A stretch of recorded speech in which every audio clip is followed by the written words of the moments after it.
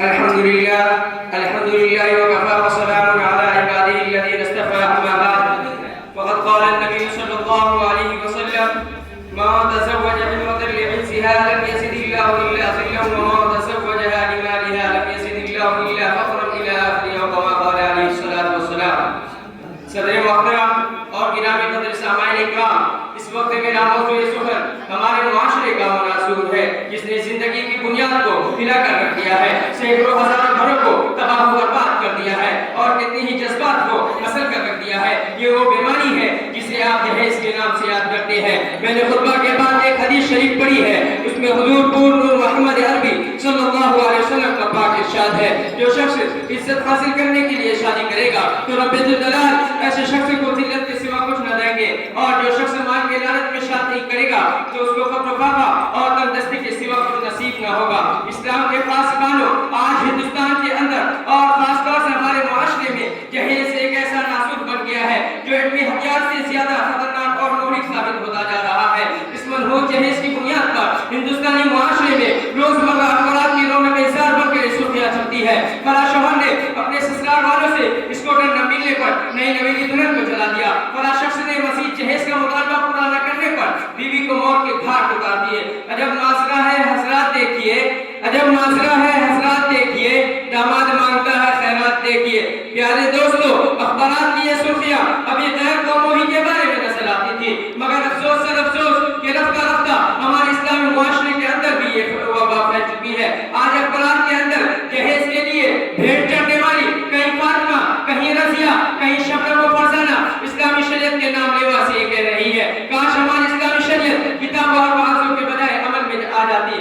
پیارے دوستو اور اسلام کے نوجوانوں، عورت رب الجلال کی جانب سے عطا کرتا وہ حسین تحفہ ہے جس نے انسانی زندگی کو رونائی بخشی ہے. اسی عورت کے دم سے نسلوں میں خوبصورتی پیدا ہوئی ہے. اسی معصوم کلی نے حضرت آدم علیہ السلام کی زندگی سے خوف و دہشت کو دور کیا، مگر ان تمام باتوں کے باوجود ظلم و ستم کی تاریخ شاہد ہے. اس دہانے والی میں جتنے مظلوم برپا ہوئے ہیں ان میں زیادہ تسلق نازکین پر گئے ہیں. اس پہ رہن سماج نے عورت کو جس نظر سے دیکھا ہے وہ نہایت قابل مذمت ہے. تاریخ عالم اندر تناظر واقعہ سے بھری پڑی ہے. کبھی حضرت مریم کو دنیا والوں نے محتم کر کے جنگلوں کی کھاد چاہنے پر مجبور کیا، تو کبھی نمرود نے اپنے بیٹی کو ایمان لانے کے پیدائش میں آگ میں ڈالا، تو کبھی عرب کے جاہل معاشرے نے لڑکیوں کی پیدائش کو اس قدر منحوس تصور کیا کہ ان کو زندہ پیدا ہوتے ہی زندہ درگور کر دیا جاتا تھا.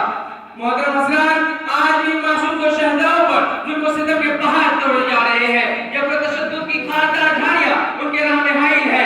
آج بھی ان بچوں کے ارمانوں کی، آج بھی ان عورتوں کے ارمانوں کی خون کیا جا رہا ہے. غریب گھرانے کے بچوں پر خدا کی زمین اپنی وصیت اور کشادگی کے باوجود تنگ ہو رہی ہے. ساری دنیا پر یہ بات روز روشن کی طرح آیا ہے کہ جس گھر میں لڑکی جوانی کے دہلیز پر قدم رکھتی ہے اس وقت سے والدین کی نیند حرام ہو جاتی ہے.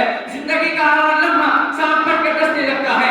ایک طرف لڑکی کی اٹھتی ہوئی جوانی ہوتی ہے تو دوسری طرف جنسی بھیڑیوں کی اٹھتی ہوئی نگاہیں ہوتی ہے اور تیسری طرف کروسیوں کی چاندی گوئیاں ہوتی ہے. والدین اس گلاب کے پھول کو سجانے کے لیے جب کسی لڑکی کی تلاش کرتے ہیں تو جہیز کے مطالبات ان کے ارادوں کو وہیں مسمار کر دیتے ہیں.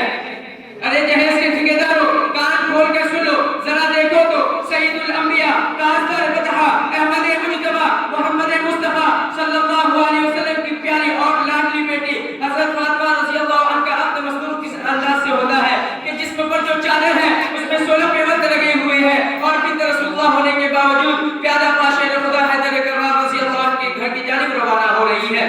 جہیز میں ایک بستر، ایک تکیہ، 2 مٹکے مشتمل مختصر سامان علی مرتضیٰ کو پیش کیا جا رہا ہے. آج ہم یہ کہتے ہیں کہ ہمارا بیٹا ڈاکٹر ہے، ہمارا بیٹا انجینئر ہے، ہمارا بیٹا پائلٹ ہے، ہمارا بیٹا گریجویٹ ہے، ہمارا بیٹا ٹیلی فون آپریٹر ہے، ہمارا بیٹا سعودی عرب میں رہتا ہے، اس لیے جہیز میں جہاز چاہیے.